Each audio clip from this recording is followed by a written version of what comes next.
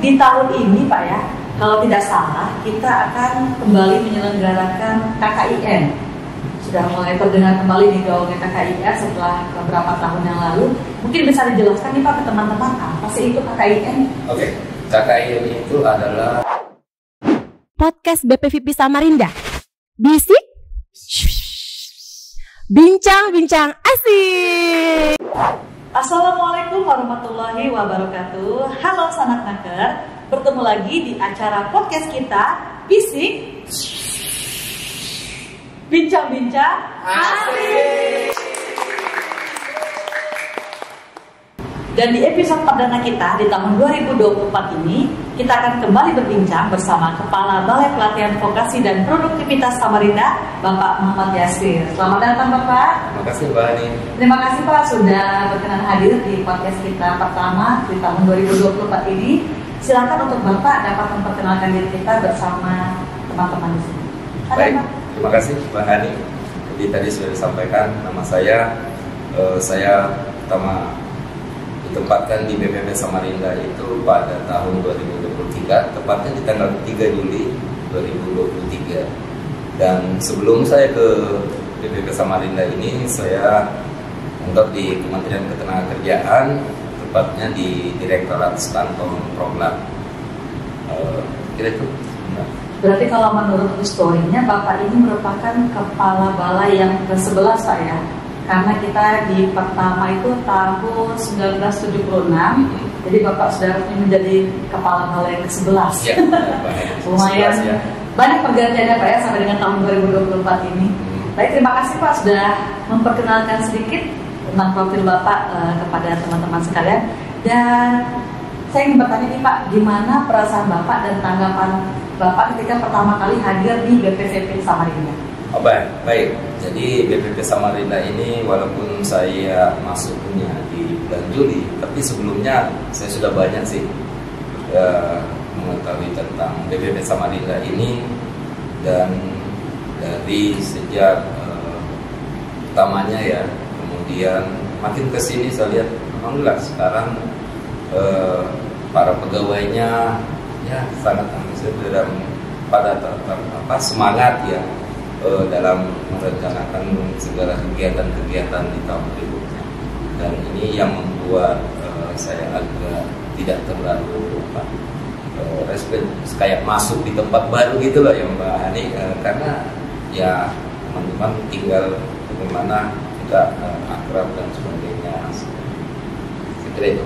Berarti bukan sesuatu yang asing waktu pertama kali ditempatkan di Samarinda Pak ya? Enggak sih. Ini karena itu kali ya. Saya juga nggak tahu nih kenapa, karena tiap tahun sebenarnya saya sudah sering ke Kalimantan Timur ya, mungkin pengaruh air Mahakam kali. Tapi saya kira di sini juga disambut baik, itu yang membuat saya tidak terlalu asing kondisi. Dan pastinya kita juga berharap bersama Bapak tetap terus bekerja sama Pak ya untuk mengembangkan BPVP Samarinda menjadi lebih baik lagi. Dan dimulai dari tahun 2023 kemarin, kita sudah sama-sama bekerja sama untuk menjalankan beberapa program di BPVP Samarinda Pak. Dan sekarang kita sudah mulai memasuki awal tahun 2024. Pastinya juga akan ada kembali dilaksanakan beberapa pelatihan di Samarinda. Dan ada biasanya nih Pak program-program terbaru yang akan dijalankan di tempat kita ini. Menurut Bapak bagaimana nih Pak rencana kita untuk BPVP Samarinda di tahun 2024? Oke, baik. Rencana kita di tahun 2024, jadi saya ceritakan dulu ya bahwa selama ini kan kita melakukan pelatihan itu berdasarkan 3 hal. Yang pertama minat peserta pelatihannya, kemudian kemampuan instrukturnya atau kompetensi dari instrukturnya, dan peralatan yang kita miliki. Nah, saya berpikiran bahwa kalau kita melakukan 3 hal ini itu tidak ada masalah sih sebenarnya, tetap kita mencetak bisa menghasilkan tenaga kerja yang kompeten. Cuma kalau kita menghasilkan tenaga kerja yang kompeten kemudian pasar kerjanya nggak ada, maka akan sia-sia apa yang kita makanya rencana di tahun 2024 ini kita memulai dengan melihat pangsa pasar, potensi daerah, ya kan, kemudian kebutuhan di pasar kerja, agar supaya kita dalam meng-create program-program pelatihan ini benar-benar sesuai dengan kebutuhan pasar, sehingga pengembangan program-program terbaru mungkin akan muncul di tahun-tahun 2024 ini, karena kita tahu dengan perkembangan teknologi yang ada. Berikutnya adalah, ya sekarang sudah bukan yang ini sudah diketahui semua masyarakat ya, bahwa kita kebetulan Kaltim ini menjadi rencana untuk adanya pembangunan IKN-nya di kota negara. Nah, di sana akan banyak dibutuhkan beberapa kompetensi yang perlu dikembangkan. Tidak hanya dikembangkan di IKN-nya sendiri, tetapi kita harus bagaimana membawa daerah-daerah yang dekat dengan IKN ini untuk sebagai mitra. Jadi di sini mitra artinya apa? Daerah-daerah ini bisa mengembangkan teknologinya, bisa meningkatkan kemampuannya lebih kepada hal-hal yang mungkin tidak konvensional lagi ketika kita. Seperti itulah yang perlu kita kembangkan. Baik, dan juga kita terbuka untuk beberapa perusahaan ataupun stakeholder terkait Pak ya, yang berkunjung ke BPVP Samarinda dan kemudian saling sharing untuk kebutuhan apa sih yang dibutuhkan di kota Samarinda ini Pak, dan khususnya juga di Kalimantan Timur Pak. Betul Pak ya. Betul. Berarti kita makin menggenjot nih kerjasama dengan beberapa perusahaan, mitra kerja, pemerintah kota maupun kabupaten di Kalimantan Timur. Betul. Selain itu di tahun ini Pak ya, kalau tidak salah kita akan kembali menyelenggarakan KKIN. Sudah mulai terdengar kembali di gaungnya KKIN setelah beberapa tahun yang lalu. Mungkin bisa dijelaskan nih Pak ke teman-teman, apa sih itu KKIN? Oke, KKIN itu adalah kompetisi keterampilan instruktur nasional. Artinya apa? Di sini kita berusaha ya melihat kemampuan instruktur kita, supaya instruktur kita ini juga tidak hanya jagokannya ya, maksudnya hanya kemampuannya di dalamnya saja, tapi mereka ini kita harus membawa supaya bisa berkompetisi, karena di KKIN ini nantinya kita akan kompetisikan para instruktur, baik itu dari UPTP kita, PTD, kemudian dari lembaga pelatihan kerja swasta, kemudian dari training center, agar bisa di sini ada kepedean dari instruktur ke bawah. Ya kita juga bisa bersaing dengan instruktur yang lainnya. Di samping itu pula juga dampaknya kepada instruktur bisa saling berkompetisi, sehingga bisa meng-create segala program-program baru, baik itu meng-create program, baik itu meningkatkan kompetensi dirinya sendiri para instruktur, itu bisa kita dapatkan di KKIN. Berarti di mana mereka juga bisa membuat inovasi Pak ya, yang pastinya untuk meningkatkan instruktur sebagai sumber daya yang sangat dibutuhkan dalam dunia pelatihan, betul Pak ya? Betul sekali. Jadi memang ini salah satu perhelatan yang ditunggu-tunggu oleh para instruktur, bukan hanya di UPTP saja, tapi juga di seluruh binaan kita Pak ya, di UPTD, LPKS, ataupun juga perusahaan dengan training centernya. Jadi mungkin kita akan menanti nih, sebentar lagi sudah mulai persiapan nih Pak ya, bukan cuma di Samarinda saja, pastinya di seluruh UPTP mempersiapkan diri dalam menyambut KKIN. Jadi buat instruktur-instruktur silahkan bersiap mempersiapkan dirinya. Kita sama-sama mengembangkan diri Pak ya, di KKIN kita 2020. Satu lagi Pak, mungkin minta ke masyarakat Kaltim nih, mendoakan instruktur kita yang dari Kaltim, yang dari regional Kaltim, karena kita ada beberapa regional ya. Regional Kaltim ini bisa menang di tingkat nasional. Supaya bisa membawa Kaltim itu juga tidak bisa pengembangannya juga sangat kita bersaing dengan balai-balai besar juga Pak ya, dan jangan salah, di Balai Besar Balai Pelatihan Vokasi dan Produktivitas Samarinda juga mempunyai instruktur yang tangguh, Pak ya. Semoga deh kita semuanya PDP dari BPPP Samarinda maupun binaan juga bisa meraih hasil yang terbaik di KKIN nanti. Jadi selain itu Pak, nanti di 2024 KKIN rencananya nih tanggal? Rencananya kita di bulan Mei ya. Oke. Tanggal nanti akan ditentukan lagi di bulan Mei tahun 2024. Ini sudah mulai dibuka pendaftaran berarti Pak ya?